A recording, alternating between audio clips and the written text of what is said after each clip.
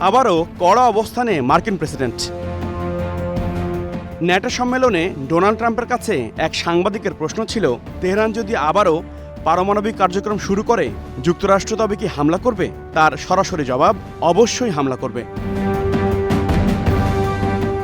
Trump উল্লেখ করেন, Iran কোনো দেশ থেকে আর বোমা পাবে না, এমনকি ইউরেনিয়ামও সমৃদ্ধ করতে পারবে না।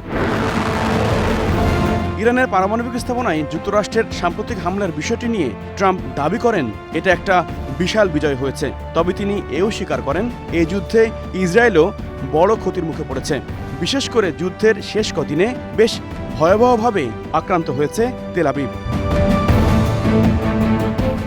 ইসরায়েল প্রধানমন্ত্রীর প্রশংসা করে ট্রাম্প বলেন, নেতানিয়াহু এই যুদ্ধে দারুণভাবে নেতৃত্ব দিয়েছেন। এ সময় সুর কিছুটা নরম করে ট্রাম্প ইঙ্গিত দেন, ভবিষ্যতে ইরান ও যুক্তরাষ্ট্রের মধ্যে একটা সম্পর্ক তৈরি হবে।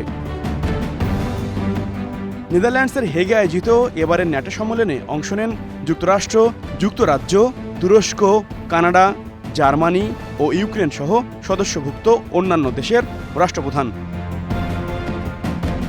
HROV, star news.